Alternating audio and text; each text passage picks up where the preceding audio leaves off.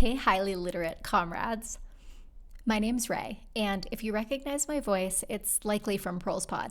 But I've recently started a new show alongside our beautiful Lenore and Jen Big Nasty, as well as Revolutionary Th0t and Luna Oi. Our show is called Half the Sky, and it's a monthly podcast by communist women and women adjacent for the people who love us.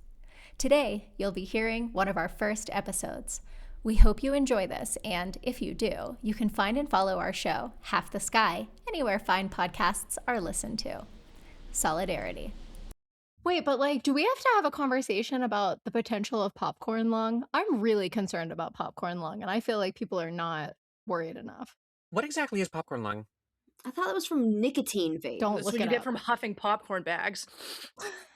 That sounds it's buttery. It's fucking delicious. And then you get popcorn lung. And then you And then you're Jeremy, cut fucked. all of this medical misinformation. No, it's true. That's what popcorn lung is, Googling right? it. You guys, Popcorn lung. please, popcorn lung is serious. I don't like the name, but it is a It only serious happens condition. to Zoomers that vape, though. We're all too old for it. We're fine. Yeah, we're grandfathered in.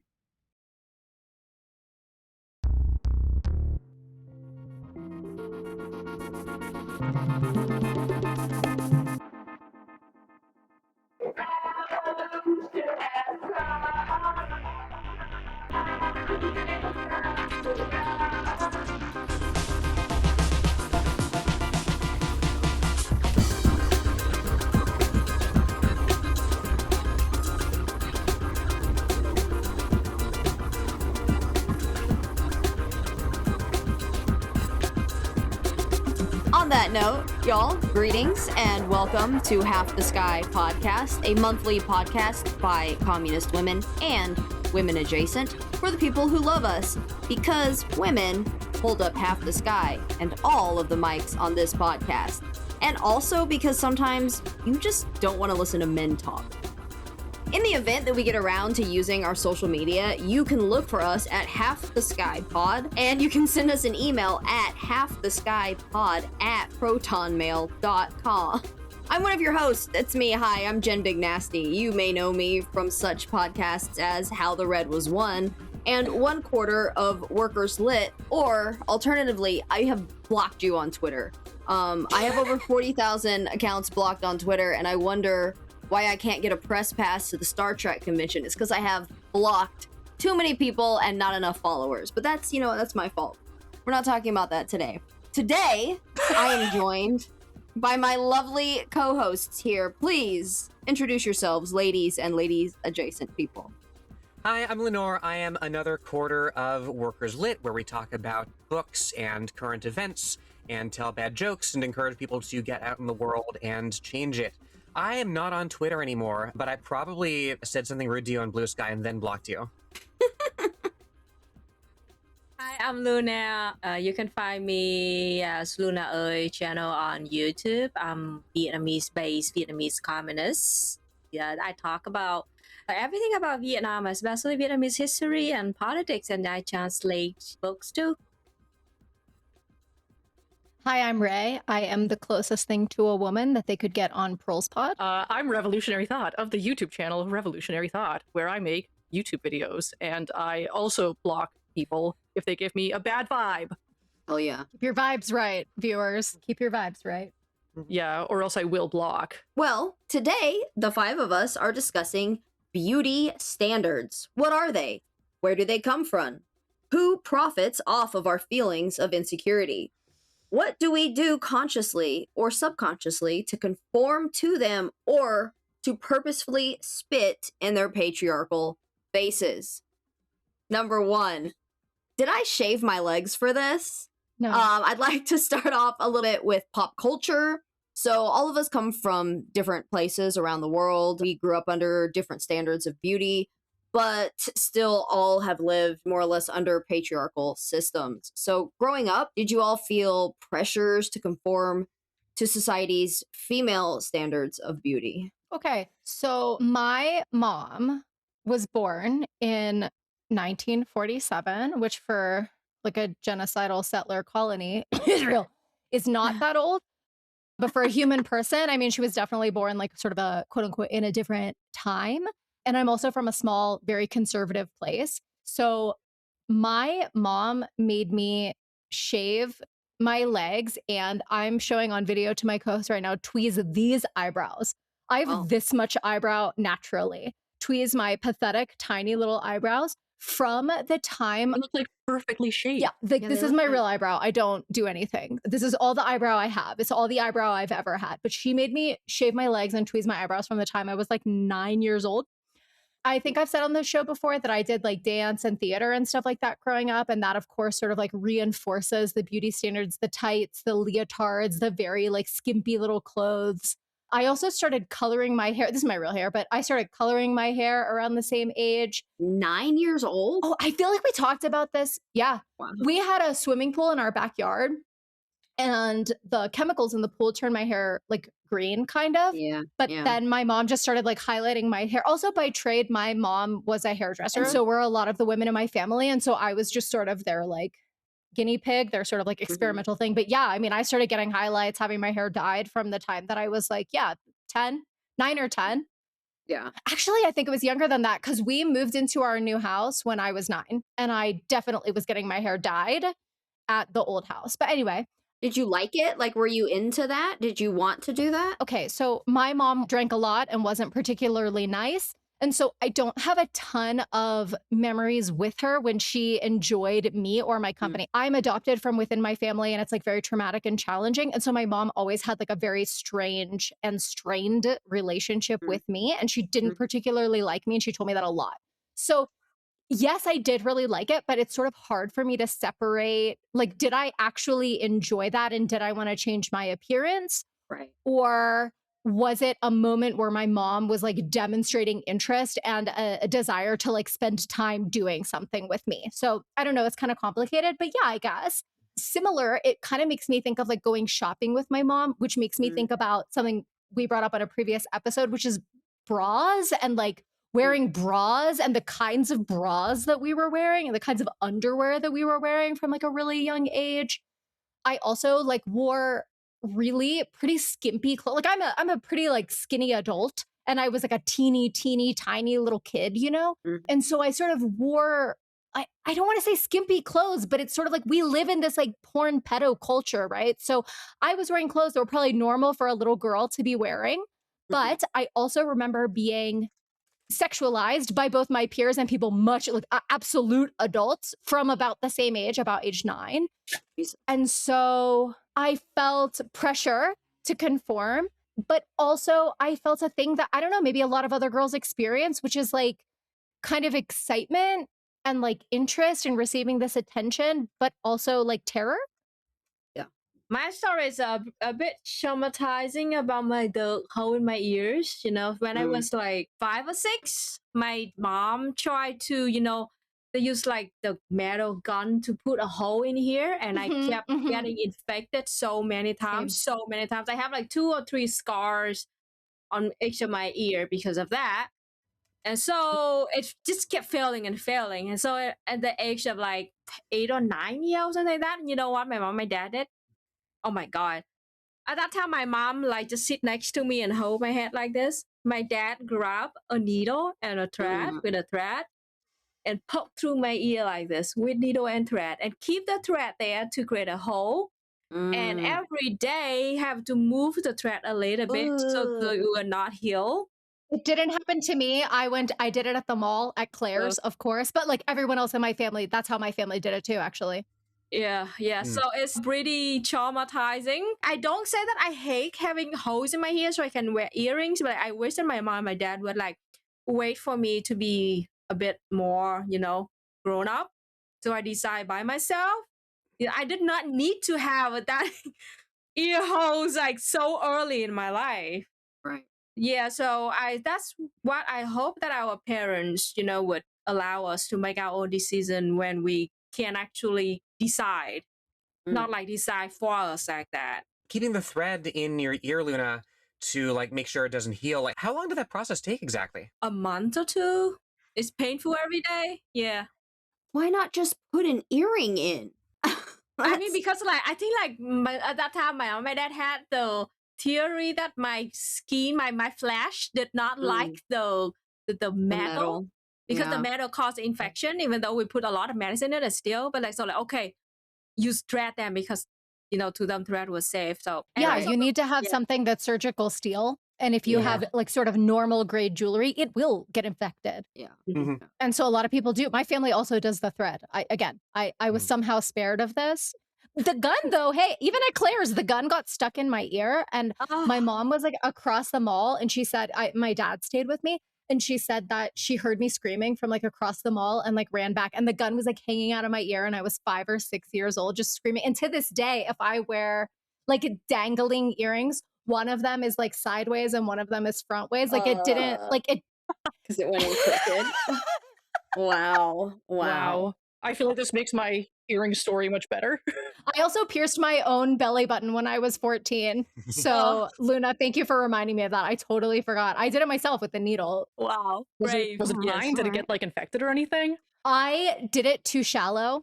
I did go through the cartilage. I heard the pop and everything, but I did it too shallow. So, had I actually tried to wear a piece of jewelry, it could have ripped out. Luckily, I took it out myself and then went and had it done where it's supposed to be. It's kind of scarred now. Like you wouldn't notice if you looked at me, but I know what my belly button looked like before, and it's like a different. It's a little bit of a different shape now.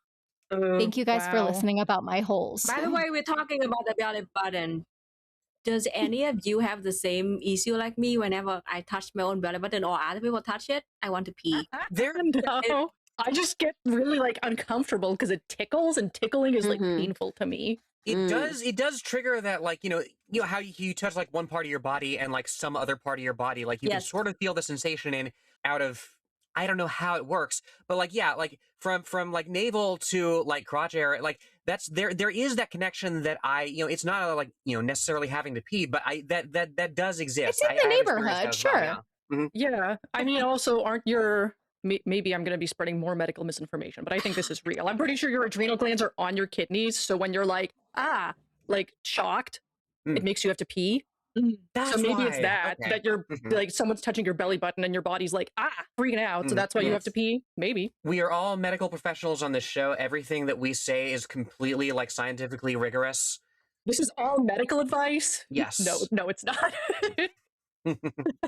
Okay, so we're talking about things that make you pee today on Half the Sky Pod. Well, I just had 2 cups of water, so I will be peeing. That at will some make point. you pee. Yeah. That'll definitely make me pee. I feel like my own like ear piercing story is much less scary now because I was like, like I remember wanting to get earrings because I think I was watching Sailor Moon and they all had earrings and I was like, I want earrings. And then I thought about it and I was like, never mind, I don't want earrings. But then my mom was like, okay, we're going to the city today. We're going to St. Petersburg and we're going to get your ears pierced. And I was like, wait, no. So then she got my ears pierced, but it was fine. It was like not traumatic at all. They never really got infected or anything. I just stopped wearing earrings after like 5 years.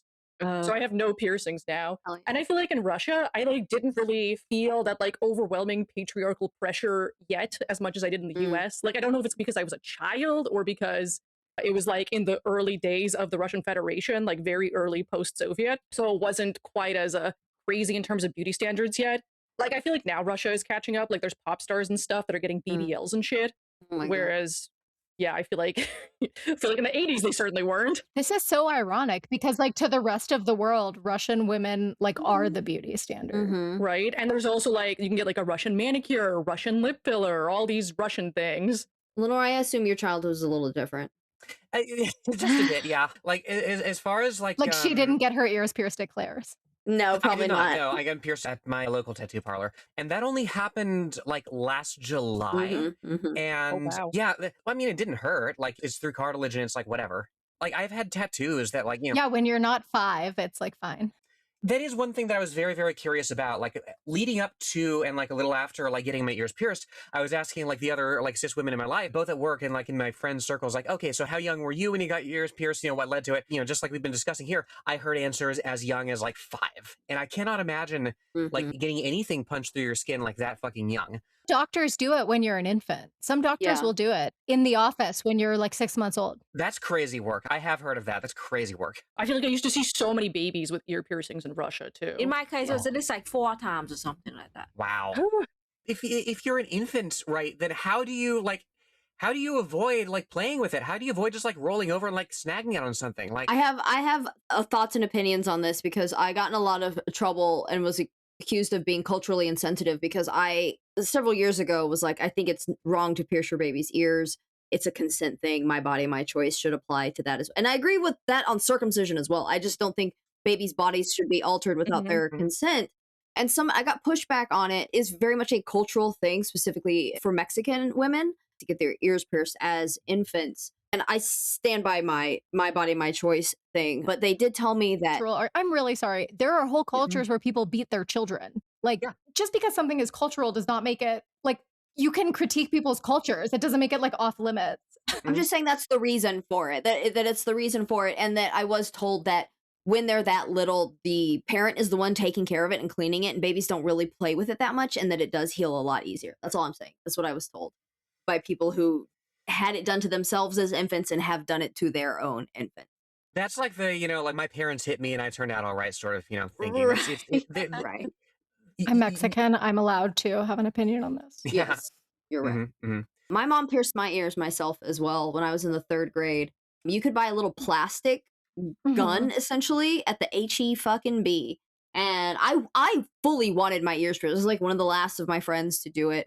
Most of them had gone to Claire's, but my mom, as the it's a combination of being poor and being raised by immigrants, and we can just do this ourselves, like put those two things together. And I got lots of home perms in the 80s, like sitting at the Success perms. dining room table, like curlers in, spraying that smelly shit all over my hair. It was insane. I did hate that, but I did want my ears pierced. But my mom was afraid to hurt me doing it. And so for the first one, she did it really slow, which was worse. painful. It was terrible. And she got it through, and I was like crying and like ran away, like refused to let her do the other, like go and like hide in the bathroom. She had to like talk me out and promise she would do it fast. And the second one was fine. But no, that was terrible. So real quick, just to pinpoint onto that, are there any things either in childhood or now specifically that make you feel pretty? And like, this is like, you can fully admit to like, I like this aspect of how I fall into the beauty standard. What makes you feel pretty? Me is the healthy skin and the muscle. I found the muscle very pretty. That is why I am like really against the new beauty standard and going on in Asia right now, especially East Asia and Southeast Asia, in China and South Korea especially, like super skinny, like walking skeleton. And they said that like it's unwritten rule in like something like the movie industry in China right now that you have to be under 40 kilogram to be able to be on the screen. That's like 100 pounds. Yeah. Yes. That's crazy. Much less. Yeah, around 90 pounds. Using freedom units. It's super unhealthy, and a lot of celebrities, they had to go to hospital, ICU because of that. That's so bad for you, like longevity wise too. Yeah. Because you want to have like muscle mass as you age. I feel like so much of the beauty standard does not really like pay attention to longevity and like health outcomes in the long term. Well, it doesn't, because beauty standards are associated with youth and a pedophile culture. So it's like very legitimately not invested in you aging. I remember in the 90s, I read a lot of comic books from Japan. And at that time, the beauty standard of those Japanese comic books was like super tiny girl, like Lolita style a little bit.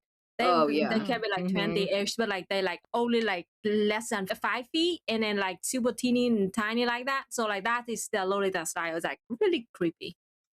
Yeah, I watched a lot of Sailor Moon as a child, and like Sailor Moon, the character is 4'11", and I think she's like 90 pounds. And in the show, there's like a running joke that she's fat. Oh no, really? Yeah, That's which like I didn't see crazy. as problematic back then because I just wasn't aware of shit yet. Because I was a child, so I was like, this is completely normal, I guess. But what makes me feel pretty is wearing big ass 8-inch heels and pole dancing, and also having a full beat of makeup. Yeah, girl. And when my skin isn't breaking out, like I just stopped breaking out, and I feel much better now. Oh my god, I had the worst Wow, this fucking has acne come for, up like, a 2 weeks. lot. We should do the acne episode. I can tell you all about the time I paid the Accutane price 3 times. Oh my Lenore, god. what makes you feel pretty? I mean, it's obviously changed as well. It's changed. It's not changed because like my sense of fashion has been. I can't remember if we discussed it on like the last show or not, but like before I figured myself out, like I liked dressing up. I was a little bit more flamboyant and like fashion conscious than the average bear. And the once I figured out like that I was a woman and that I, there's, femininity is, I appreciated femininity. I was, a heterosexual man previously, but like once I figured out, oh, this is actually something that I want for myself and that I feel euphoric, like performing and embodying, you know, I, I started the hormones and like I couldn't wait for like, it all to happen. But, also, quite apart from, the 36D of it all, right? I have always appreciated I really like a good silhouette. I like a really good curvy silhouette. Sure. I'm very, very jealous of like, especially like, if you're really serious about cardio and you have like a really tight like abs kind of tummy, that I'm strongly jealous of that. That's something that I really want to work on. But over and above like any of the physicality of it all is coordination, right? And accessories, right? I was so ecstatic to finally get my ears pierced because it's one more thing that I could add that rhymes with everything else that I'm wearing. There was a whole thing about that. I had to get them re-pierced, whatever. But like I never leave home without this collar. I never leave home without this like cute ring.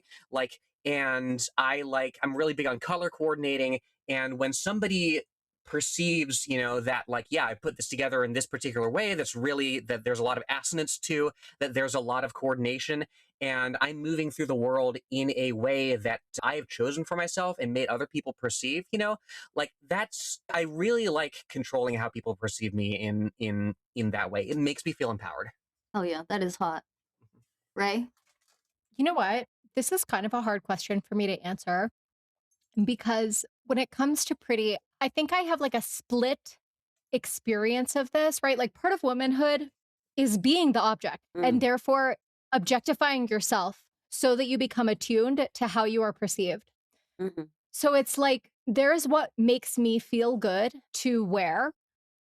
And then there's what I know looks pretty. And sometimes those things match up and sometimes they don't. And sometimes I find myself in situations where I'm spending time, effort, and energy to beautify myself to be perceived as a worthier object. And I think that when you ask the question, what makes you feel pretty? There's a question underneath that, which is like, what makes you feel proud of how you look? And I like to feel proud of how I look. And I think that that's human. And I think that that's normal. Also, if you don't have that, that's also totally fine. But I don't think that there's anything shameful. I don't think it's like a moral or ethical quagmire to fall in to like have that concern to enjoy that. But I don't know if I particularly like feeling pretty. I do sometimes like leveraging what being experienced as pretty gets me.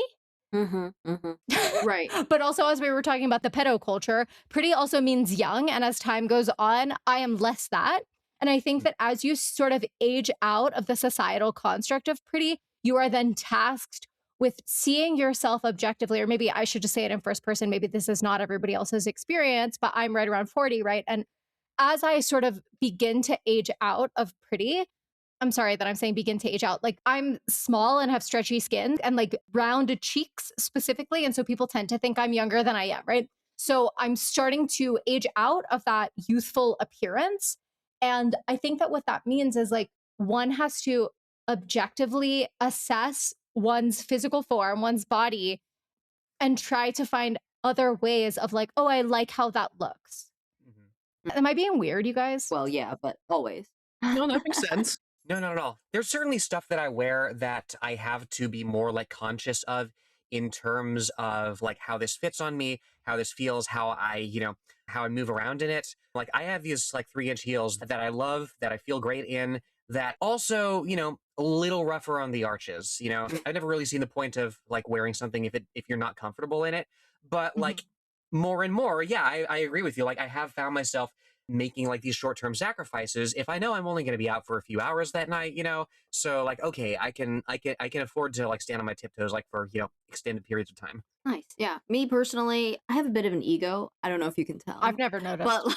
But like, so I grew up doing dance, and then in my 20s I started playing roller derby, and I played roller derby for 12 years. And both of those things, there were a lot of photographs taken, right? We had dance pictures taken every year. Oh my We had a God, stage absolutely. performance. Yeah, and I love having my picture taken. Like, I love, like, finding my angles and, like, Same. getting the light. Like, Not my experience. I'm good at it and I fucking enjoy it. So that, and like especially like after a roller derby bout, like there's multiple photographers at like different points on the track, and then the next day they would each upload, you know, like 200 pictures of your game on Facebook, and you just go through, right, and like tag yourself in all of them, and like look at how fucking cool I looked. And even if I was like, ooh, like getting hit really hard, that still looked really cool. Like, Do they anything? What's that? do they call it a bout? Like Yeah. B-O-U-T? That's so fucking Mhm. cool. Sorry, go on. Yeah. Bout day. Probably sometimes to the point where I was like obsessing, right? To where like I still have like albums of these like on my Facebook and stuff. And just like that is when I feel like I look my best, is when I am like powerful and athletic and like kicking somebody's ass, or even getting mine kicked. It can go both ways. You can still look cool when you're getting your ass kicked. Always been a huge fan of that. And a good lip. I love a good lipstick. Yes. You know, Mhm. and putting those two together, like having hot makeup while you're playing a sport, is kind of my favorite thing. That's why I love pole dance and like doing pole Yes. photo shoots. I haven't Mhm. done one in a while, but those are super fun. And I have very many sexy photos from there. Did y'all ever do the Kim Possible thing where you just do the top lip? No, No, I haven't. my done that. bottom lip is the best one. Why would I leave her out? I don't know. I might do the bottom lip only at one point just to see how it works. But like that is a new like tactic I've discovered recently, and I'm a big fan of how it looks. I like the two-tone of it all. Hell yeah. All right. Well, this first part still just like on the personal and how we feel about some of these things. Obviously, it all ties together. Everything's dialectical, blah, blah, blah. But specifically about like ourselves and our lives, the next question is like, what is the benefit of conforming to these standards? You know, when we do, and we've mentioned this a little bit already, but like in what ways do we choose? Because this is a choice at this point as adults. Do we choose to conform to these standards, or do we purposefully buck at them, right? Like doing things like getting your fucking throat tattooed. And then also, let's just make this a 3-part question. How does that harm or help? What are the benefits of conforming, and in what ways are we choosing to conform or purposefully not? I'm really sorry. Can I poll the group and can I have a moment of assessment right now? Mhm. I aspire to be more gender non-conforming. Mm-hmm. I'm not going to do any extra surgical procedures. We've discussed this before. I have to go to the doctor enough. I had my head shaved even at a real barber. I still left looking like I was wearing a pixie cut. Like everything about me, to the best of my ability, gives girl. If I try to wear like a more masculine silhouette, I just look like I'm Billie Eilish. If God bless Billie Eilish, you know what I'm saying? But like everything about me is just like girl, girl, girl, girl, girl, girl, girl, girl, girl. Titties, they're just too in the way, right? Like if I want to wear like a button down like shirt, it's titties. And It's also like it's the chin, it's my tiny eyebrow. Like I know I'm like, it's my delicate features. Like, oh my God, it's so terrible. beautiful cheekbones that make people think they're Russian. But like as someone that really like aspires to more androgyny, like, do you know what I'm saying? That it's like, again, when I'm reflecting on this question, it's like, what else would I fucking do? First of all, we live in a society where femininity is what is demonized. So when women want to do things that is more masculine, like for example, wearing pants, women wearing pants is not the same thing as men wearing a skirt. And there's a reason for that. And so what I'm saying is like, in any way that I would be bucking the gender assumption or the conformity, like it doesn't read that way. And so I'm polling the group now, like, am I missing something? Is there something I could be doing? Because I don't think I would be legible as more masculine, even if I wanted. I don't think it necessarily means gender. You know, like getting your septum pierced is not the beauty standard. Oh, I have all my body hair. Yeah, that. And I've had it for years and years and years. Obviously, Yeah. I'm married now. I saved myself for marriage. Obviously, I was a virgin when I met the people's husband. But hypothetically, in other situations, I had many friends tell me like, oh, I could never. Men would be. And like, for anyone considering wearing their body hair, although I hear the youth do now, a lot of the youth do. Strippers with bushes now. Good for them. I never had any complaints. And if you did have a complaint, you can ask them to leave. Yeah. I never had any complaints. Okay. Yeah, step 1, don't care what cis men think. True. Yeah. Lock them in cages. In my case, I just conform because first of all, I don't want to hear my parents complain. It's like very tiring. Mm-hmm. It's like, so my mom was a tailor, so when she would make like dress and clothes for me, and my mom would make sure that it would not show too much of my boobs. And my dad also checked to make sure that it would not show too much of my legs. So I was just dressed like girly, but like, you know, cover everything from top to bottom. And just like, because I, But did your mom also make Yeah. comments on anytime your body changed size? My mom's not a tailor, but she did like have to take things in or like, yeah, you know, fix a hole or something like that. And anytime my body changed size, into and including like when I was a child, like when I was a teenager, when your body is supposed to be growing, my mom would like comment anytime I got bigger. And at one point, when I was going into my freshman year in high school, for people in the US, for everybody else, that's when you're like 14, 15. My mom was like, if you get any bigger, you can go to school in your underwear because I'm not going to buy your fat ass any larger pants. And like I was smaller than I am now, and I'm not big now. yes. Did you guys not have that? I mean, my mom definitely called me fat, but not like that. My mom is the opposite. She's like, she complains, yes, but like she complains whenever I lose weight. I gain weight, she's so happy, like, oh my God, you look so pretty right now. And I like was pretty chubby.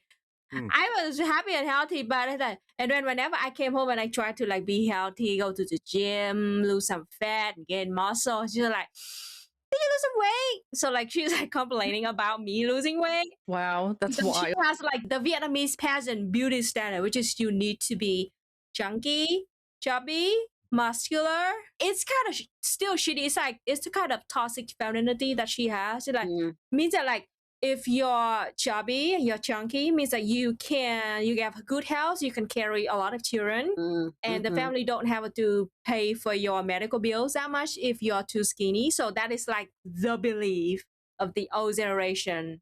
Yeah, and the feudalism time in Vietnam, the beauty standards like super round face, like like I am having now, like round face like this with like long eyes. And then like it's like black teeth. By the way, it was black teeth at that time. So we ate like kind of nuts and leaves mixed together with some kind of chemicals like the lime or something like that. Together they will make the teeth like dark red, and so much dark red into black. And that is like the black teeth was used to be the beauty standard in Vietnam hundreds of years ago. Is that like a thing of like, oh, here comes somebody with like black teeth. They must have access to like all the like black teeth stuff, and like therefore like they're wealthy or whatever. Like, what's the reason behind that? I did read some explanation, and people said like at that time because of your teeth like easily falling off because you did not have like medicine or toothpaste for it, and that medical that turned your teeth black. At the same time, it have your teeth healthy. It makes your teeth healthy. It kills all the bacteria and avoid all the possible disease. So it means like healthy teeth means black teeth, and that turned into a beauty standard. So it was like light skin because not because of the whiteness. No, the Vietnamese and in Asia, the light skin means that you don't have to work in the farm. You don't have to work outside. Yeah, exactly. So it means that like you could stay inside because your skin is fair. Your teeth are black and you're chubby and have a round face and long eyes. That is a beauty standard. Gotcha. We have like the opposite thing, like in my experience, like you go to the dentist every so often if you're able to get your teeth whitened. Yeah, it's opposite now, totally. And the whitening products often destroy your teeth. Right. Yeah. Right. They're not good for you. I just had my teeth cleaned yesterday and it was so painful. I had to like almost on the verge of screaming because the woman that did in the dentist, she was like the new one and she's really tough and really rough. Like, ugh. I think okay, but tell the people, Luna, how much did you pay for a teeth? It was like 200,000 dong, which is like $8. So less than $10. Yeah. Yeah. Wow. Wow. And when I was in Vietnam, so I like have a condition, it always hurts, even if you're an excellent dentist. I have very, very sensitive teeth. And so I have to have my entire mouth numbed. And when I had my teeth cleaned in Vietnam, that included numbing my entire mouth. It was about $40. Wow. I had two cavity filling and it was also $8 each. So my total bill yesterday was like $24. That is hundreds of dollars here, at least. Yeah. I feel like it's like at least 150, maybe like 200. I mean, it depends, For I a think. cavity? But I keep telling people like if you have like expensive like dentist bill in the USA, just buy a plane ticket. In Vietnam, have a 2 weeks like holiday and then have your teeth fixed. Okay, but that plane ticket is like $1,600. So Yeah, but if you're having a root canal or something, I know people Yeah. who've paid upwards of $3,000 for a root canal. Mexico is right there. A lot. It's I so had, much listen, cheaper. as somebody who lived in both countries, I can tell you my dental care was better in Vietnam. I mean, yeah, I believe that, but okay, well, let's all go to Vietnam and get matching tattoos and then get our teeth cleaned. And then get Oh, matching teeth. Matching teeth. matching Let's teeth. go. We'll get the way. Joe Biden teeth. Oh my god. Cursed object. Okay, let's get back on task. Rev T, what are the benefits? How do you conform or buck the system of beauty standards? Wait, I'm sorry. Did we all abdicate this? But there's nothing I can do to be less feminine.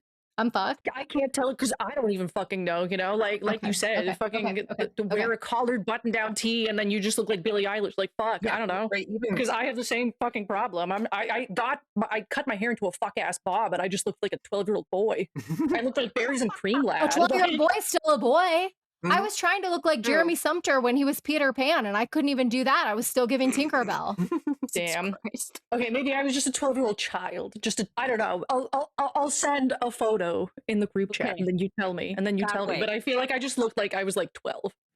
But I was gonna say that I love to like fem it up and then like be annoying as fuck towards men. Like Mhm. back when I was a party girl, I loved like when I would go to Vegas and like go to the club and like men would try to hit on me, I would just say the craziest fucking shit to them to like see if they'd buy me a drink. And normally they'd be like, what the fuck?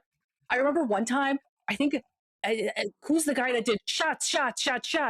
Everybody. I don't know who that is. Yeah. So like I saw his DJ set and I was just like dancing and hopping around and this guy came up to me and was like, whoa, your dancing's pretty cool. And I was like, that's because I'm a dancer. And he was like, where's that from, bro?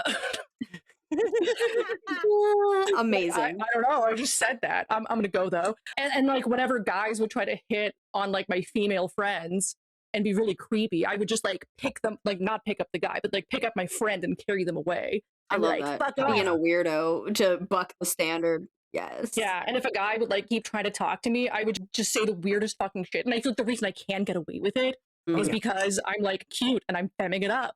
So they're like, what the fuck is happening? I don't understand. wait. What's the craziest shit that you said to a guy to get him to fuck off? Mhm. Let me I think. personally do the scream and flail. Oh. No, but this is serious advice. If you are in a situation where you are genuinely afraid, but you're still in Yes. public, Mhm. the scream and flail Yeah, I works did it. every I know, time. yeah. Just start screaming at the top of your lungs, stick your tongue out, and then just like flail your arms. Mhm. And then they're like, whoa, you're fucking crazy. And you're like, yeah, I am. And that is like very legitimately, I have 100% efficacy with the scream and Yes, flail. I had to do it one time. It was like Yeah. I was like almost attacked by 2 guys or something like that in a dark alley in Hanoi, like when I was in university. It was like houses right next to it, so like I had to like I just scream off the top of my lung. I don't know for a very long time, and then I scared those guys away. They tried Yeah. to touch me at that time. It's like really, really horrible. If you like really go with your arms, I can't do it because then it'll upset my audio. But like if you really go there with your arms, like just totally unhinged, it's very effective. I have such trouble doing that because like it's the other side of the coin, like my fixation on like how I'm perceived and how I like construct myself, because like I'm very sensitive to any like imperfection, right? Or anything that like shatters that thing that I've crafted for myself, right? Mhm. Like even as, I'm actively in danger, I'm like, okay, well, how do other people perceive me, right? And that's something that I need to work on, but it's more common, I'm given to understand than I mean, that's very woman of you. mhm. Yeah, right. Okay, so that's affirming in its own way. Yeah. a Every terrifying time way. you say one of these stories, I'm like, yep, she's a girl. That's Right? if anybody needed evidence that trans women are women, that's the most girl experience I've ever heard. I just want everyone to think I'm cute. Mhm. I'm physically in danger and I'm still thinking about how I am perceived. Yep, that's you're a girl. That's Welcome to our shitty freaking world. All right. Okay. Like to buck the system. You want to conform. No, yeah. wanna conform. I want to conform. This is a very like online phenomenon. I don't think it's terribly prevalent like IRL, but there is a sort of brain worm. It happens in like turfy spaces and also within some like queer and trans spaces that criticizes trans women for performing femininity, because it's like, oh, like you're doing like traditional femininity and that's like reinforcing the gender binary. You're setting us back or whatever, which is all just like liberal bullshit, which suggests that your individual choices are somehow inherently political. Right. So you want to be a real feminist, you should not shave your armpits. Like, no, that's not going to do fucking anything to the patriarchy. What are you talking about? Right. I myself have brought the patriarchy down with my armpit hair. Actually, once I was in New York and I came out of the subway. It was very hot and I was wearing like a sleeveless dress. I was walking with a friend and I don't know, I put my arm up and man, I don't know if he was houseless or not, but like, you know, he was probably of pretty low economic status. And he came up to me and he was like, if you were my girl, I'd lick those armpits every night. And I was like, oh, God. Oh, thank you. And he was like, do you have a boyfriend? And I don't remember if I did or not, but I was like, oh, I do. And he was like, I hope he licks those armpits every night. And I was like, he does. He's never, we've been together for years and he's never missed a night yet. And he was like, I'm so happy for you. And I was like, thank you, sir. And he was like, have a great day. And I was like, thank you. That's wholesome. Yeah. Weirdly positive place that went to. Like it's I wish I could have better like emulated his energy, because yes, he did approach me by saying, if you were my girl, I would lick your armpits every night. But like, I really could feel his heart when he told me that. And I knew that in his mind, he really thought that he was complimenting me.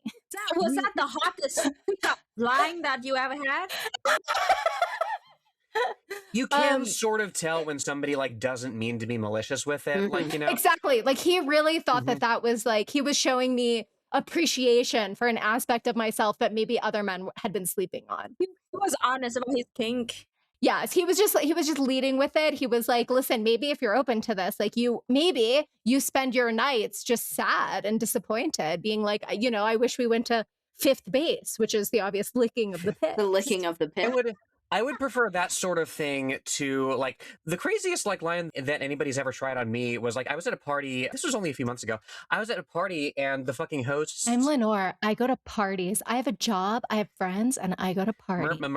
Yeah, I do conventional femininity. I do like conventional like socializing. Like, you know. Tell me that line. Tell me the hottest pickup line. No. It's first of all, he was like a head and a half taller than me, so like already kind of looming and like intimidating.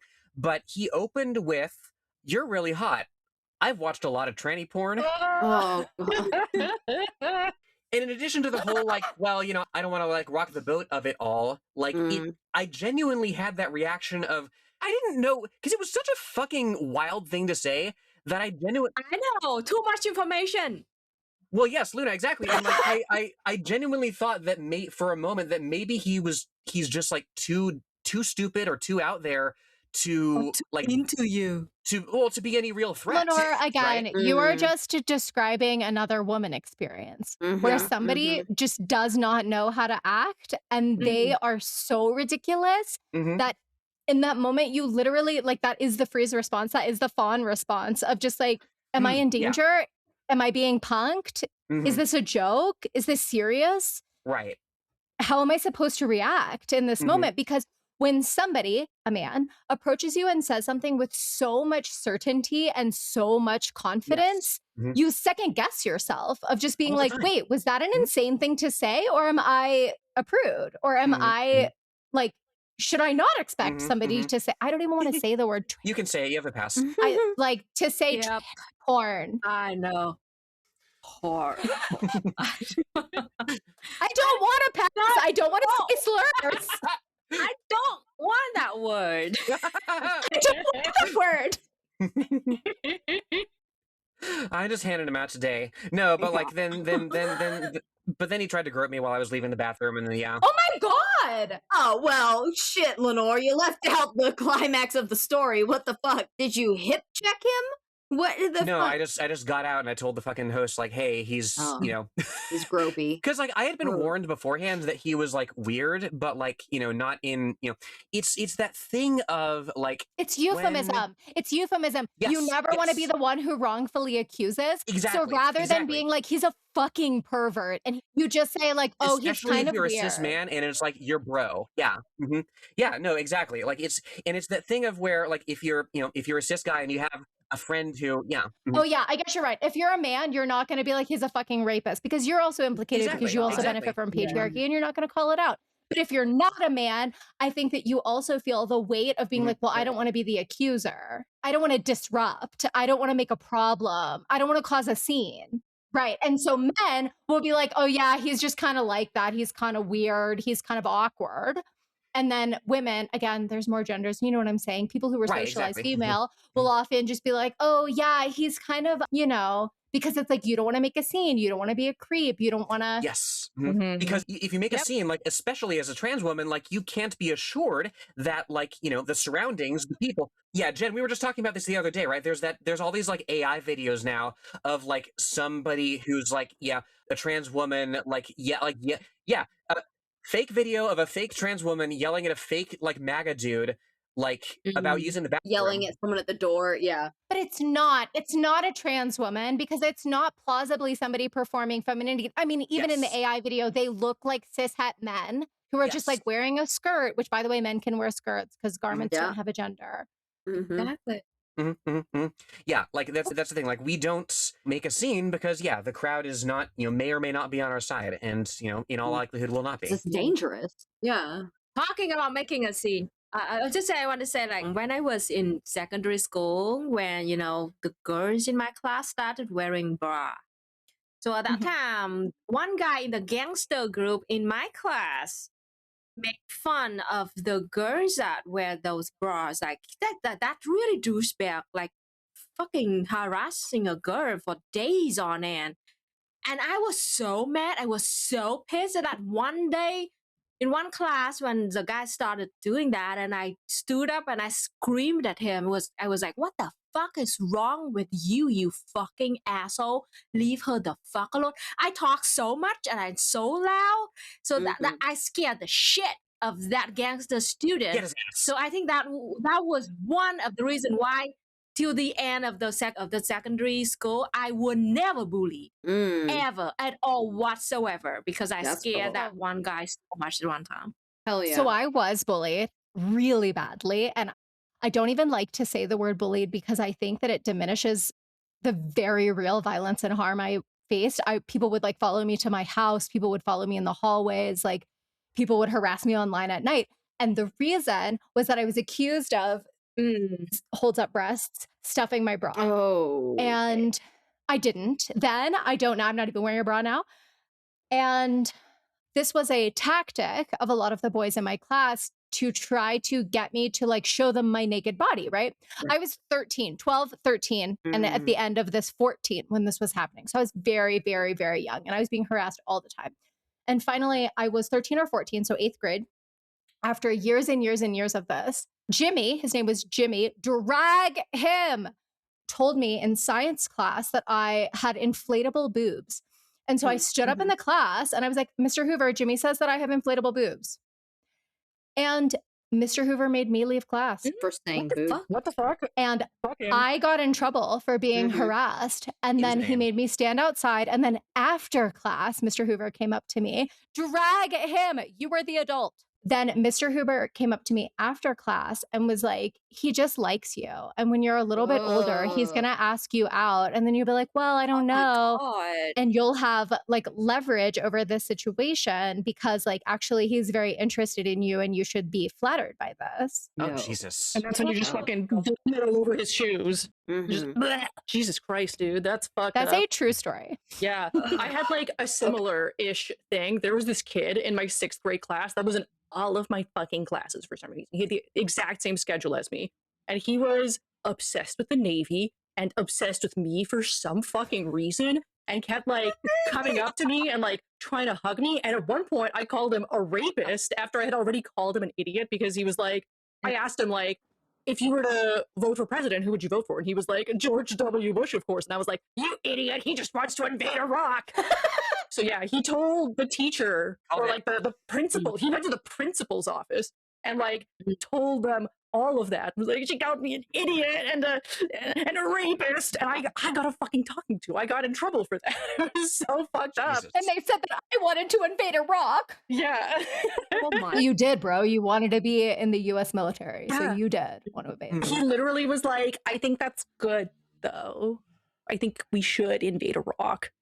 And I was like so pissed off that I just walked away from him. And I should invade your personal space by forcing you It's to so hug. bad. Yeah. I think the creepiest thing I had to deal with was like I did not have any quote unquote hot pickup line. I did not. But the creepiest thing is like stalker. Like like guys just like so much somehow like creepy that just following me, just like their eyes just like lock onto me. And they just watch me whatever I go and whatever I do, and just go to my house, my parents' house, just sit there and watch me. It's like so creepy that my mom couldn't even kick that guy out. At that time, I was like 17, and that guy was like over 40. One of our neighbor. It's really freaking horrible, and we were so happy when that guy finally died. Yeah. Hell yeah. Good. Yeah. Good riddance. Let us move on. We're going to move quick on this next one.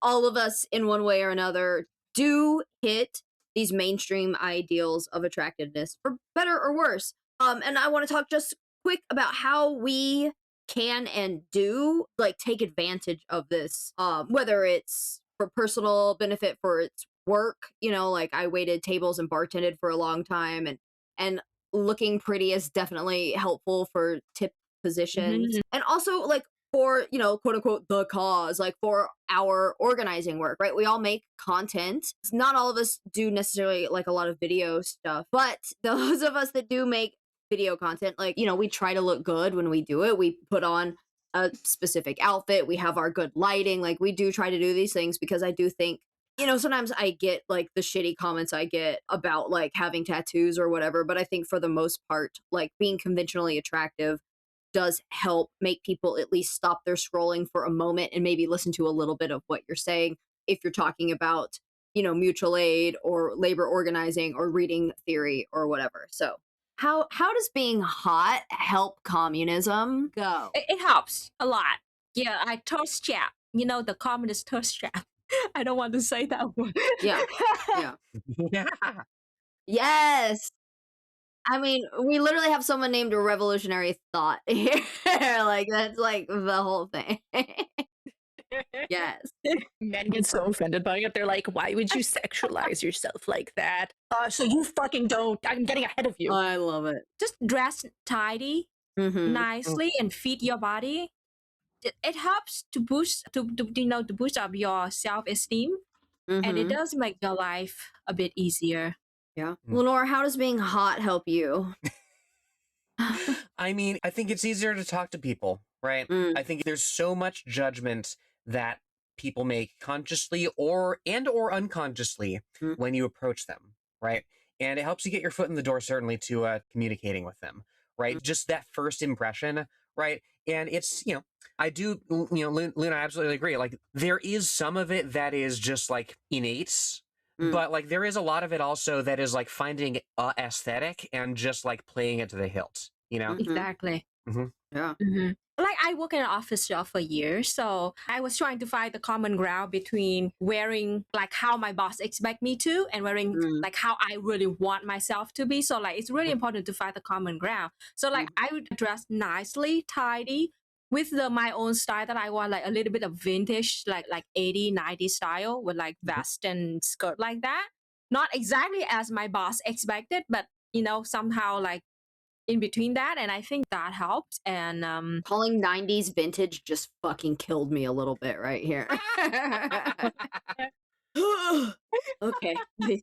I'm sorry, but kids nowadays, they call the 90s vintage. Yes. Oh, I'm I know. sorry. They call it the 1900s, and I hate it. In my case, all of my raggedy organs don't absorb things properly, and so I can drink most adult grown men under the table without really trying. And I use this and the way that I look to my benefit to get men really, really, really drunk and then convert them to communists. That's fucking All right, Cardi B, let's go. I would be remiss as well, like in not talking about, like, you know, in the specifically trans context, like passing what, you know, Julia Serrano refers to as being afforded like conditional cis-sexual privilege. You know, there is like the more you're able to embody this like conventionally like legible as feminine standard, the easier it is to move about in society. You know, you still have the challenges of being, you know, that come with being read as feminine. Yes, there's those, and then there are the challenges of like being read as like visibly queer and like gender non-conforming, right? And the one tends to be easier than the other, easier and, you know, safer, you know. Yeah. I love using wigs too. So I don't have to really change my hairstyle. I just like wear it on. That's smart. I didn't know that. I have like 5 or 6 wigs in my What? actually studio. What? You have like a Yes. blonde one? I want to see that. I just like do my hair like this side and just put a wig on.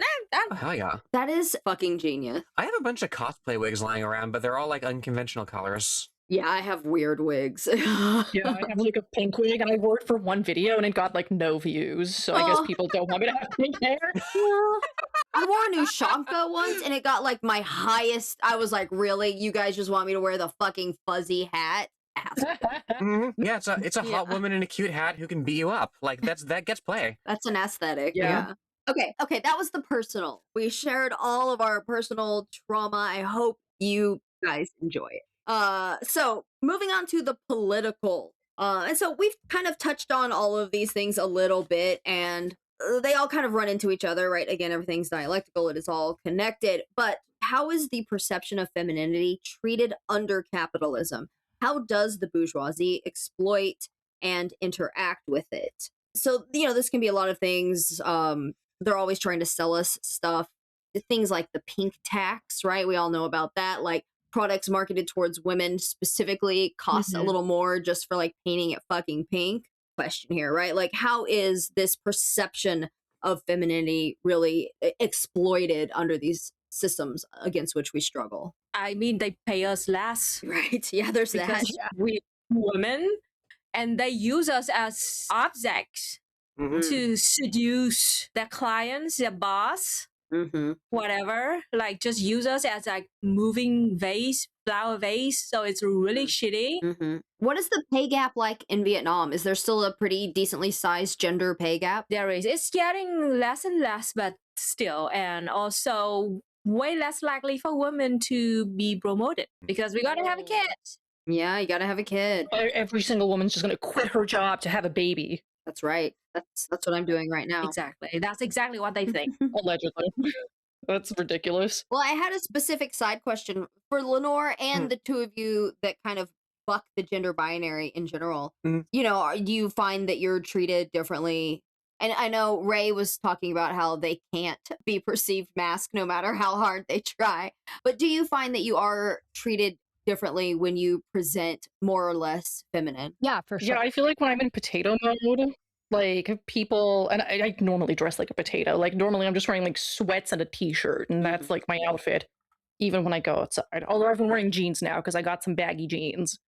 Finally. I love mom jeans. I'm sorry. Although maybe these are like dad jeans. I guess they're more mom jeans. I don't know.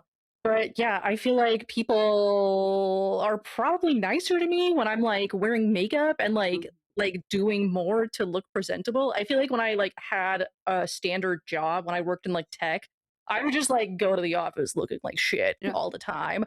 And I guess that was kind of a good thing because at least the fucking CEO never hit on me. Whereas like I had a coworker she was younger. She's like a Gen Z, had like just graduated from undergrad. And she told me that like he would like be super, like the CEO would be super like creepy and weird to her and be like, oh, you know, any man who gets you is a lucky guy, and like look her up and down and like all this gross shit. And I'm like, damn, okay. I mean, I guess it's good I dress like shit. Yeah. Then I just wear sweats and like a sweatshirt and then just the tech uniform. Yeah. Because what the fuck? I don't want to deal with that. Fuck that. No, yeah. And I also yelled at that guy when they laid me off. It was great. As I'm sure he needed. Yeah. I've lucked out in that like I haven't gotten any like overt hostility like on the job or like when I'm out and about, like, all femmed up. Having said that, like, I don't know if it's anecdotal or if I'm like, as I mentioned, more hyper aware of this stuff, but I feel like the more face of makeup that I wear, the lower cut my fucking like neckline is when I'm at work, the more effort that I put into appearing feminine on a given day, there's going to be more people calling me sir, right? Weird. Yeah. It is weird, right? It's not a lot of people, right? Yeah. Most people don't even like, remark on it. And, on any given day, like I do get a lot more, compliments on like my looks, right? Having said that, I do think there is a certain innate disgust response in a lot of cis people who like either don't know like what we are or like know what we are and think that we're weird, right? That there is this impulse to correct what they see. Yeah. I don't know. Maybe that's the cis pessimist in me, but it's something that weighs on me. This is kind of really diving into this now. We all know what like Mar-a-Lago face is, right? Like it's this kind of stereotypical like right wing. It's the makeup and it's part of the like fillers and stuff like has very much taken over the female right wing talking heads. And the people that are kind of in that orbit all get the same like lip filler. It's interesting. So Western beauty standards have always been rooted in white supremacy. This idea of youth as the epitome of beauty, these like pedophilic ideals as the standard, hairless, petite, smooth skin, no tattoos, all of these things that really stem from this idea that the ideal mate is like 15 years old or whatever. So it's those two things, right? It's like the pedophilia and the white supremacy. Have these disgusting ideals affected the ways that you interact with this? Like Rae mentioned that they like don't shave their armpits fully, just like I don't want to, or if it's like I don't want to and also fuck you. So is that something we consciously think about, conforming or not conforming to these things because we know that they have that history behind them? I do think about it. So as I said, I do think about it, and I'm just lucky that I do not have much body hair at all. That I do not need to shave my arms or my legs or my armpit.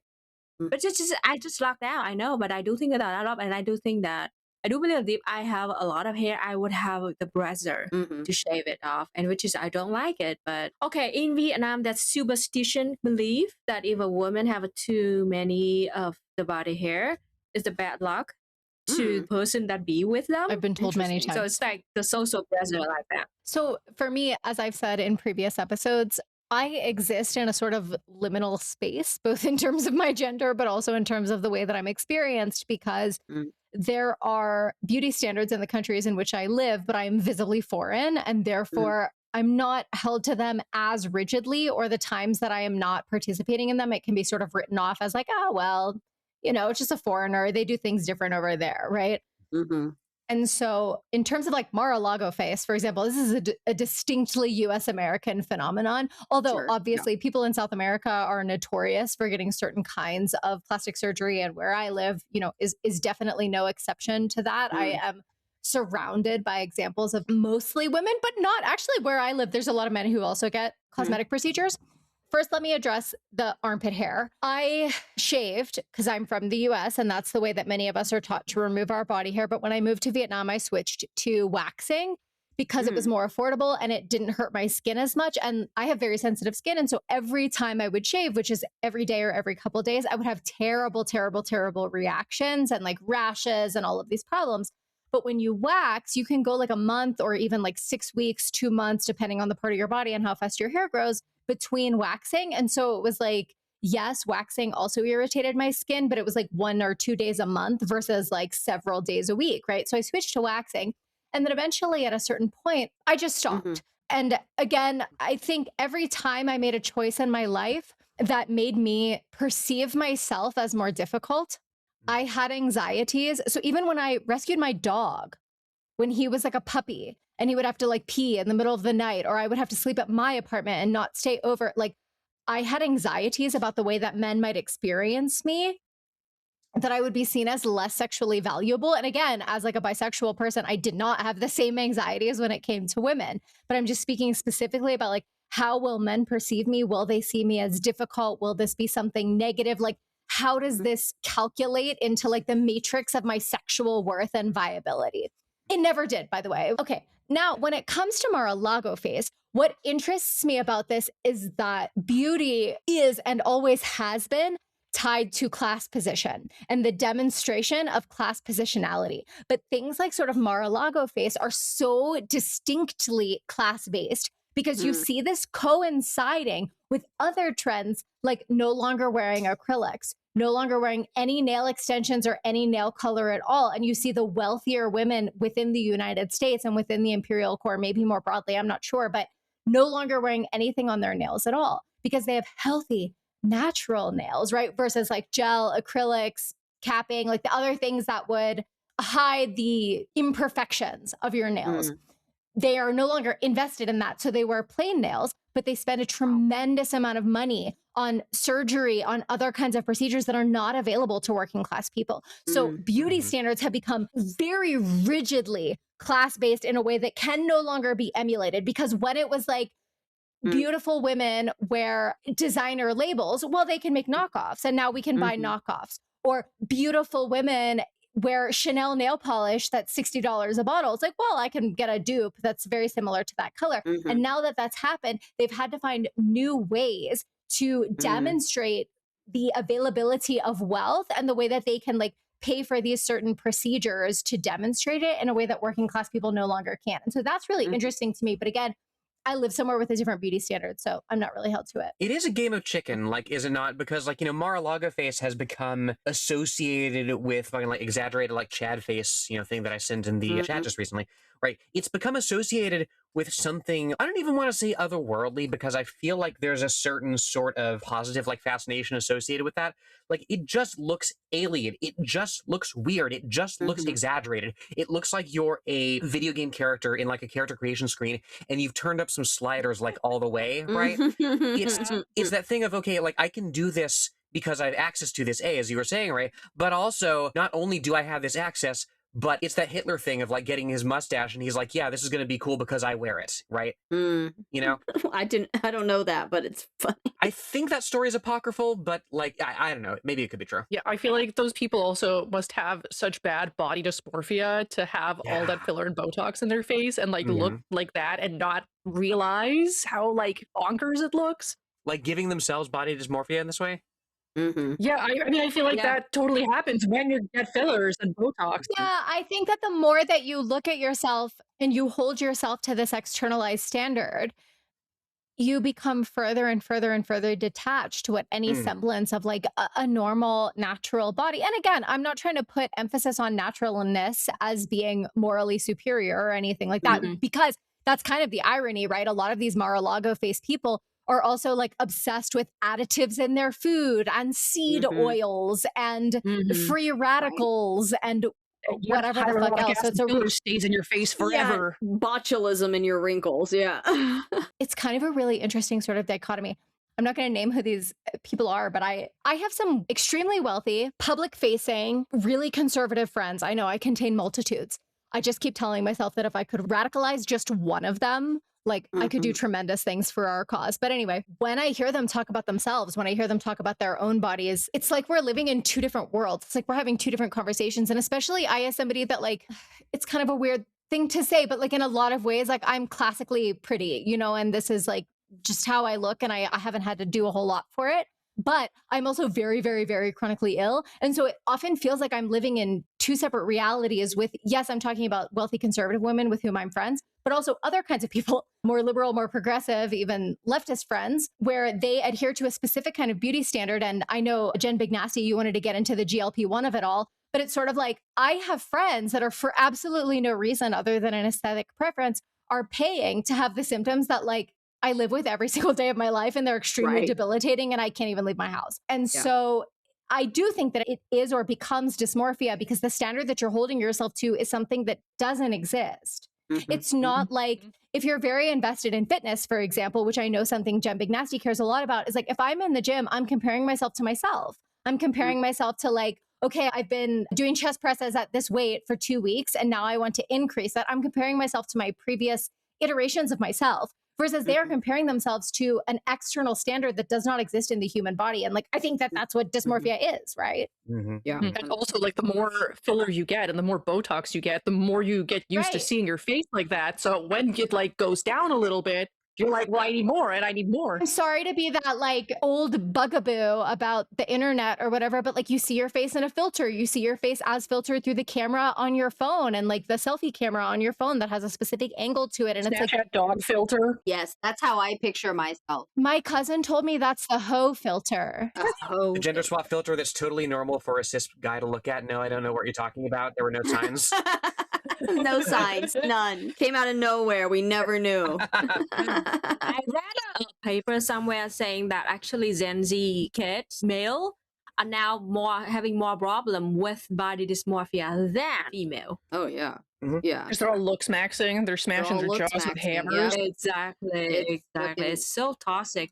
Well, yeah, but also this is the nature of the internal contradictions of capitalism. Capitalism and all of its different environments within it and all of its different products, et cetera, needs to constantly find a new client base. They have been selling all of these products and procedures to women for years, for decades, and now they've maxed out. It's saturated, and so they need to sell it to a new market, which is men and boys. Good for them. Yeah, And I feel like women are also like increasingly starting to question beauty standards and not really adhering to them. Like a lot of them are probably, you know, stopping shaving, for example. Because we can't. Because under the pedo culture, the reality is we can't all be 14 forever. Exactly. Yeah. Thank So God. like men have not had that yet. I also blame the idol industry in South Korea and in China a Yeah. lot. They need to find new fan base so they and sell more products. So they keep creating new beauty standards, really bullshit one. Japanese idol industry too, really horrible and toxic. So they keep create those new beauty standards and shit and that, so they can have more fans for their idols that they made up, and then so they can have more money. And just look at the live stream idols of China and Japan and South Korea. Is really it just doesn't make sense. They have like super big eyes, super big massive eyes, Yeah, tiny yeah. face, small mouths, and then super skinny body but somehow massive boobs. And then in that live stream they use that beauty standard, they made it viral, they make those videos viral to ingrain that thought in the kids on TikTok or whatever social media platform to sell those products. These standards are pushed on kids younger and younger all the time. Again, this was 10, 15 years ago. I used to work at a private arts high school in South Korea. And I had a student, she was there for singing. That's what her sort of major was in the secondary school.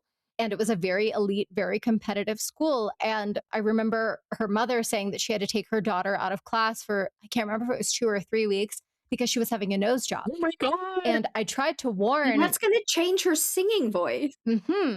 And I think she might have been 16, but I really think she was 15. And I tried to warn her mother that I was like, this might change her voice. I mean, your nose is one of your key resonance factors in the quality of your voice. This might change her singing voice. I mean, it's why she got the scholarship to this school. And her mother said, well, it doesn't really matter if she can sing or not, because she'll never have a career with a face that looks like that. And I just want to tell you, I mean, this was a child, and I hate to even say this about any child at all, but she had just like an extremely normal nose. Like, not that it matters, because she was just a child. And repeatedly we had kids that had to miss tests. And I'm not talking about in their arts classes. I mean, in their academic classes, because they would have their eyelid surgeries done. Yeah, that's huge. And so they couldn't see. Again, my students were 14, 15, 16, 17. Video killed the radio. One of the most common gifts that parents give to high school kids in South Korea is plastic surgery. And it's not because of like they want to do it for fun or something. It's just like they have to do it if they want to get a job in the future, and they need to do it as early as possible. And that Waymo culture, like the outlook kind of culture, is so toxic in South Korea, to the point that you would not get a job if you don't look perfect. And the standard, it's horrible. They'll tell you that to your face, and it's not illegal. It's not considered discrimination. It's like they're helping you with your career. Maybe it's, by the way, again, maybe it's changed since then. I left a very long time ago, but that was my experience when I lived there. It's probably gotten worse. It's getting worse. Like a lot of people can't help. And I had to put my picture on my CV all the time. You can't apply for a job without a photo of yourself. That's amazing. Wow. Because they got to make sure you're hot enough to do the job. Yeah. One of my job only years after I know because the boss told me, because like the reason why I was chosen for a job was because of the picture that I put on my CV. Wow. I was like the last two candidate, one of the last two candidate, and then the boss couldn't choose. So he just like gave my CV to his team, a bunch of guys. He's the guy's like, okay, you pick one. And they just look at my picture and they're like, okay, choose this one. And so that was why I was recruited. Wow. Literally it. Oh, There's places here, and I haven't seen many, but there's places here as well where, like, not even like doing a remote video interview, like to be considered for getting an interview, like to apply, they will ask you to record yourself like on video answering like certain questions, you know? Ugh. And it's like the questions are only a very small part of it. This is how they screen for, you know, whatever race they want, whatever like, you know, gender presentation they want, you know. It's very, very odious. All right. So as Rae mentioned, I'd like to get into the GLP-1 of it all. There has been this current hard right turn of mainstream society. We've mentioned that, we see it, we feel it. I hope not in Vietnam, but here really badly.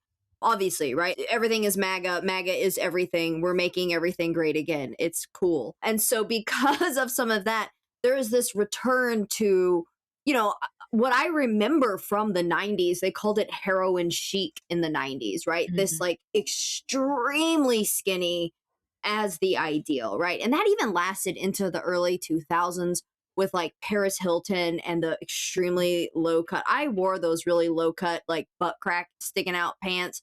Please don't bring that back. It was so terrible. It was so bad. It just made me all so fat. You know, and I was fairly thin. Make my legs look so short. Yes. No, I don't have the body. I'm 5'2". I can't wear stuff like that. I know. I don't want to bash on these drugs, like the GLP-1s. Any of these drugs, metformin was a big one about 10 years ago when I first started training. These drugs were originally created for diabetics. They were meant to help people that have like insulin resistance, and they do a lot of good, and they've really like literally saved lives. But then people catch on that a side effect of that. Yeah. And again, our position on this is like nobody's individual choices are inherently revolutionary or reactionary, right? That's liberal bullshit. Yeah. Any listeners, this is like our position. We are communists. We're just talking about our personal experience, but like very obviously what you're doing or not doing is not making or breaking the cause by yourself. Right. I take metformin, which is very counter-revolutionary of me. Just kidding.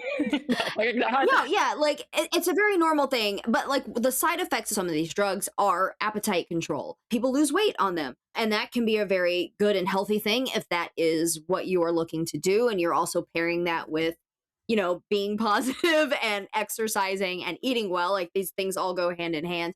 But once people realized that that was a side effect of this medication, you know, I had a client that has diabetes that was on it and couldn't get access to it because it got so popular from people just trying to drop like 20 pounds, right? And so that aside, there's been this resurgence in that as the ideal, right? And that is why people that don't quote unquote medically need these drugs are taking them because skinny is in. And I just wanted to talk a little bit about like what that means to us as communists, as women adjacent people that works in the fitness industry. My whole goal, regardless of what a client comes to me wanting, even if it is they want to lose 10, 20, 100 pounds, my main goal for them is to get them moving better, to get them to not have any joint pain, and to get stronger, right? And I think all of those aesthetic goals come with that once your body is moving in healthy ways and you're getting rid of some joint pain that you may have, imbalances within your body. I really look to help people move towards that. But so much of this industry right now, it was a few years ago, buffness. And like everyone you would see online was like fucking jacked. These women were so cut. Right. Not even that though. Maybe not even that. It was like CrossFit was in and people were doing all of these like big Olympic lifts. But some, yes. And again, Do you remember what everyone was doing? If it fits your macros? yes, yeah, none of That was weird. fitness industry has never been healthy. Yeah. But now is this return to skinny. Yeah, it's never been healthy. And I think that there is like real merit in talking about the recurrence of heroin chic and especially other like low-rise jeans being back in. Like there are other echoes of that time period, but like frankly, like we live in like a very seriously anti-fat world. And even in the instances where you might be able to see an ad campaign with a person with a mobility aid or with a fat person or with a jacked person.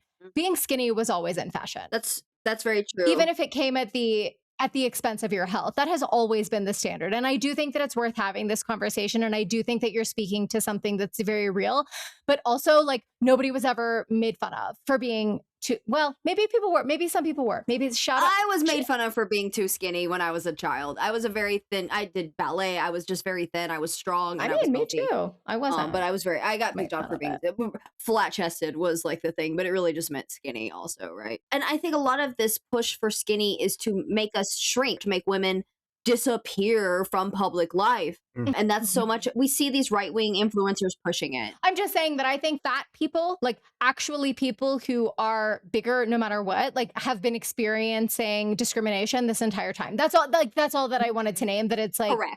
No, 100%. Right. Yes. And on a basis of like this assumption that they can't control their appetites, they can't control their, themselves and like their impulses, like in a way that just fundamentally doesn't apply to like if you're too skinny. I mean that's that model industry contributes a lot to that.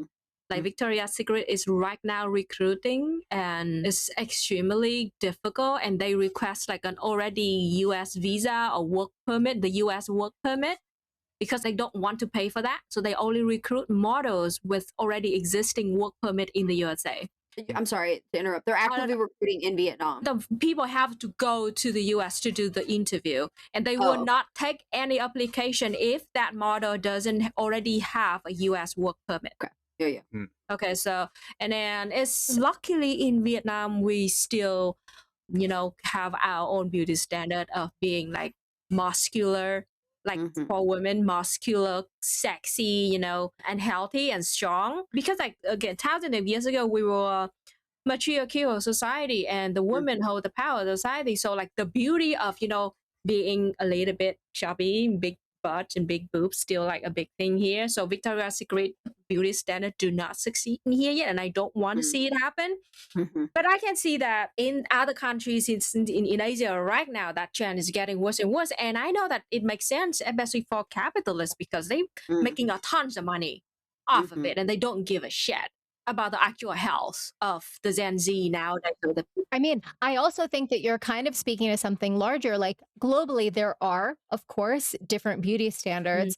But if you really observe, it's the countries that have struggled, for example, with food security that have the beauty standard of being bigger. Yeah. It is the countries where people tend to be darker skinned, where they have the beauty standard of being lighter, right? And so whatever it is, whatever country you live in, often the capitalists and the ruling class sort of monetize making a beauty standard something that people, or women specifically in that country naturally are not. Straightening your hair or curling your hair. And also at the same time, I want to add this is like, if you look at the society in the big scale like that, the overweight problem right now, especially in the USA, it is because of capitalism. It's because only the fast food, people can only afford fast food.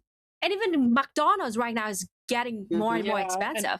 To be healthy in the USA is nearly impossible if you're not really wealthy. And have the time to cook for yourself. And God forbid you have a food intolerance. I sound like a conspiracy theorist, and I really struggle with this because it's more complicated, and I've tried to look into it, and I've tried to understand a scientific basis for why this is. But anytime I return to the US, no matter what I eat, even if I buy it at the organic market, even if I cook it all at home from scratch, I feel incredibly ill, like a very, very, very sick. And like I've said before, I'm a chronically ill person. I have a lot of sensitivities. It could be any number of things. And so I'm just speaking to my experience. But if you're another person like me who has like traveled a lot and been back and forth and feels like the food is like something is wrong with the food here, like that has also been my experience. Fucking agree, because apparently there's a lot of people who are gluten intolerant but not celiac, like me. Like I don't have the gene for celiac, but I am gluten intolerant. If I eat gluten, I'm gonna fucking vomit. When I go to Europe, I've been able to eat gluten just fine. I was able to eat like pastries and shit. And I mean, it also helps that when I have been to Europe, I haven't been since like 2018, but I went twice in 2018.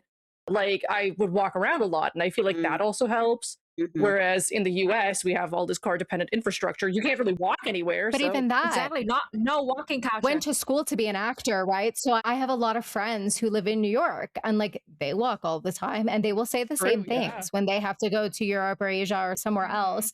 They will say, oh, I went, and I lost all this weight, even living in New York. Again, it's anecdotal. I just, not that that's invalid. I just want to name the times that I'm not being a materialist, that this is my anecdotal experience and the experience of my friends. But if you live in the US and you're like, there's something wrong with the food here, or like you constantly feel digestive distress, Yeah. That's so me. Yeah, no, so I can't eat soy, as you know. I'm intolerant of soy and gluten.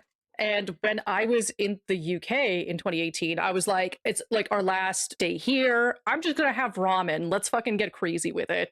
Whatever. Like, we'll just go back to the hotel. And if I have to shit my guts out, whatever. traditional British ramen. Traditional British ramen. Exactly. And I ate it completely fine. No problems. I mean, I do have MCAS. So like a lot of my like dietary issues stem from that. But it's like, oh shit. Mast cell activation syndrome. Yes. Thanks. So like, yeah, I feel like the food in the US is just low-key poisonous. And I feel like the right-wingers who are like always talk about how food is poison and like our food is killing us. Like they're latching onto something that's real and like something that's a real issue.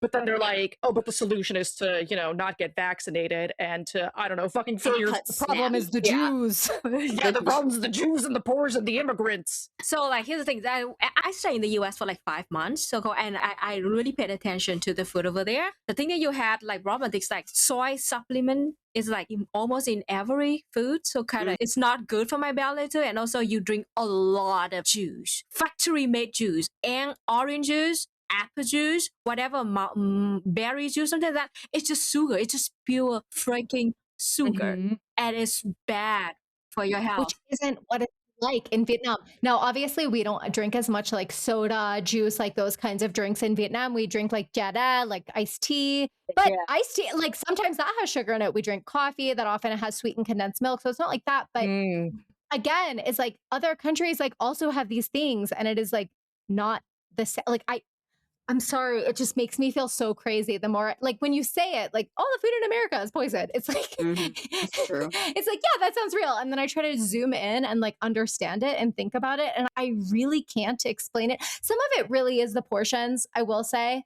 Yeah. That in the US, you are served just like a lot of food. Yeah. And maybe that's part of it. But Yeah. Preservation too. Also, think a lot of preservation in your food, especially preservatives, canned food. for sure. Yeah, it's bad for your soil. No, it's terrible, but also a lot of other countries do some version of it. I really wish that I could understand structurally what causes it, but like it is happening. Factory farming is certainly probably not the best way of farming in like to make your food nutritious. And your cheese actually just, I feel like it's plastic. I'm sorry, but cheese good, but it's so bad. And also like the farming there, like it's so bad for the soil too, because you just keep growing one single kind of plant, monoculture for decades. Yeah. It's just really harmful for the land, for your land. It's bad in every single way. Land back. And also like the milk. I read on paper years ago, and they said like they checked the milk and they found out like there are a lot of pus, the percentage of pus in the milk, because the cow just got infected. The cow's nipples got infected, got into the milk. The udders are really infected. Yeah. Yes, so it's just so bad. That's why I quit eating meat years ago. And then see the toxic food, the horrible culture, expensive healthy food, and then they push out the super skinny beauty standard. Like how are we supposed to live in this world? It's money. You got to pay to be beautiful. Right. Yeah. You can buy better food You here. gotta pay up to be skinny, pretty much. You got to get the gym membership. You got to hire the personal trainer. Please hire me as your personal trainer. You have to pay $20 for a bowl of freaking salad. Yeah. To keep your weight, and then we have to go to a restaurant for that, because if you go to McDonald's to pay, like, how much is a McDonald's combo right now for one person? Girl, the boycott. We don't know. I have no idea. I want to say it's like 20 or $30 to get to, well, no, we order like 3 burgers and like 4 fries at a time. So maybe, I don't know. Yeah. I had for dinner, like, very quickly scarfing this down before we went to record, a Baconator combo from Wendy's, large fry, large drink, and that's like $15 and change. What? Really? Oh yeah. Damn. Wow. Man, I used to eat at Wendy's when I was in high school, and I would get the 99-cent junior bacon cheeseburger and a Frosty, and that was the shit. It was like $2 plus tax. This is what they took from us. This is what they took from us. It's also 25 years. I know, right? I used to eat at Taco Bell all the time in high school, and I could literally get a meal for like $2. Like I would get like a bean and cheese burrito. Yeah. It was like 99 cents for 2 tacos. It's still on the cheaper end, but like everything's gotten more expensive. Yeah. Still not healthy though, for the record. None of that stuff. The corporate price gouging. All right, y'all. Last question. Are the men okay? Fuck no. No. Okay. A subsection A, no. But then, the topic here essentially is these angry men, we see them online, whether they're bots or they're real people or they're blue checks getting paid for engagement. It's all the same. It's these men getting upset about women being too fat, too skinny, wearing too much makeup, not wearing enough makeup, being too old, too loud, too smart, too stupid. Oh, too smart. All of this. Too smart. I'm just too smart. Sorry. Do they even matter? Does their perception of us matter in our personal lives and like in reality? Yes, because they keep raping and killing us. Yes. So yes, it does in a way. Yes. So there's a conversation kind of viral in China and Vietnamese social media too. The original post is this: can you imagine a world without men? And the vast majority of the comment section is just like, holy shit. Yes. Almost, not all, but almost all of our worst problems will be gone. Mhm. Because I look at the statistic, like, the rape and all the violent domestic violence, mostly it's male inflicting on women. Mhm. And it's so much like the incel. I'm sorry, I hate those incels. It's so bad. It's so toxic. And then the chat wife kind of fucking chant too. Yeah. And just so alpha male. Oh my god, like just kill me already. So No, kill them. yeah, kill them. Yeah. No, re-educate them. I have a friend, she's much bigger on social media in general than I am, right? And like she makes a habit of, she does like cosplay, she does like fashion, this, that, the other. And she makes a habit of like, she will always get some fucking chud, like picking apart, like, what she's done. And she's like, oh, yeah, well, I did, this fashion, this sewing like this way because of this, blah, blah, blah, blah. And it always comes down to her fucking appearance. They always double down on like calling her out for something that they know nothing about. And it always like, the more she goes back and forth with them, the more it's like, well, like you actually look like this, so like you must be this way, right? And it's insane. Like I don't understand why. I don't really understand why she engages with these people, but I think to the degree of like, because she drags them, publicly as well, like to the degree that there is value in engaging with people who feel the need to comment on and police like how you present and what you do with your time, right? Like it is to make them look fucking ridiculous and to, just invite scorn and ridicule from every corner and to, just to show people that like these people are very sad and small and they need an entire fucking societal infrastructure propping them up at all times. Yeah. I like that type of content, the call out content. Like I Yeah. follow several people that do that and like they'll go through their comments or somebody else's comments and pull the shitty ones, post them and then show that guy's picture. Big fan of all of that. Oh yeah, that's always funny because Yeah. the guy always looks like a fucking toe, and he's like, "Oh, "You're ugly." Fuck yeah. You're like, okay. Like, okay, I don't want to listen to your opinion, buddy. Hey, any toe man looking listeners that we have, thank you so much for being here. We really If appreciate you you. look like a toe and you're not being mean to women online, that's The that's fucking fine. meme First of all, like, some like, people love toes. Yeah, there's foot perverts out there. My son, for one, he's a cat though. He's a cat though. He sniffs feet and like yeah. rubs his face in the shoes. fucking meme of like, oh, like all the toe men that need to hear it, this won't hear it, but all your toe man friends will. Yes. Stop being toe man phobic. You look like a toe, you are valid. Okay, it's fine. Maybe. Oh, but I really mean it. If you look like a toe and you listen to our show, we're really grateful and we want you here. Thank you so much for being here. Subscribe to the Patreon. We don't have one. Follow us on Instagram. Subscribe to each of our individual Patreons. Yes, we will put our fucking Venmos in the show notes. Venmo is American Decadence. Luna and I don't have one. I have a Momo. Proles has a Patreon. We have a Patreon. I don't have a Venmo. Workers Lit has Patreon too. Subscribe to I Workers Lit. feel a type of way.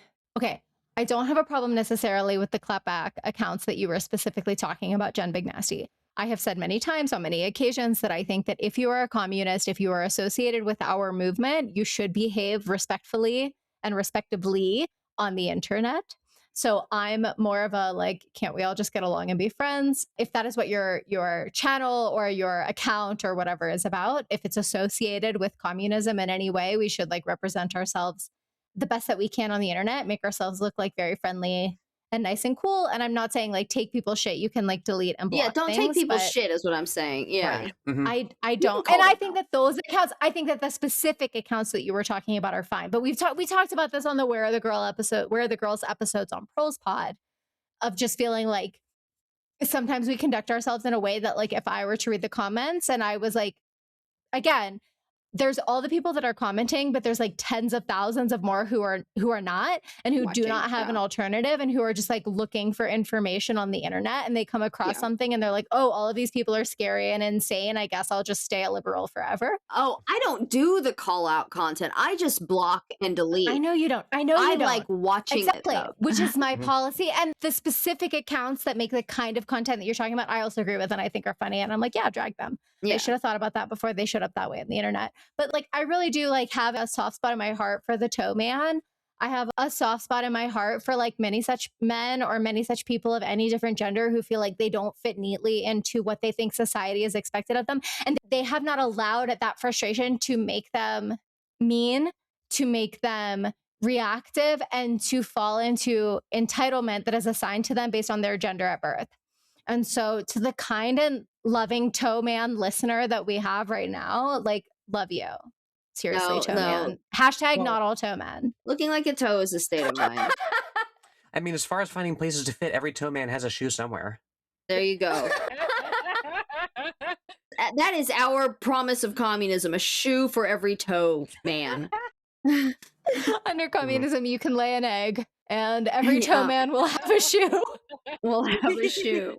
And actually, all of the former billionaires will be interned and gulagged at the shoe factory for the toe man. Base, beyond base. I hope they're making barefoot shoes. You have a brand to build. You have a channel where people go to for information and not like, drama, right? You have a political party which demands a certain standard of like conduct and like a united front in terms of like presentation and whatnot. For all these projects, absolutely. You have a certain standard of, higher standard that you hold yourself to. I of course have very little interest in policing like individual people, particularly marginalized people who lash out and clap back. Yeah, exactly. All right. Thank you so much for joining us for episode 3 of Half the Sky podcast.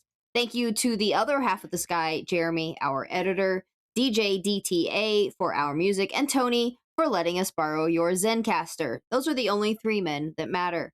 Again, you can send us an email at halftheskypod@protonmail.com with any suggestions or ideas that you might have.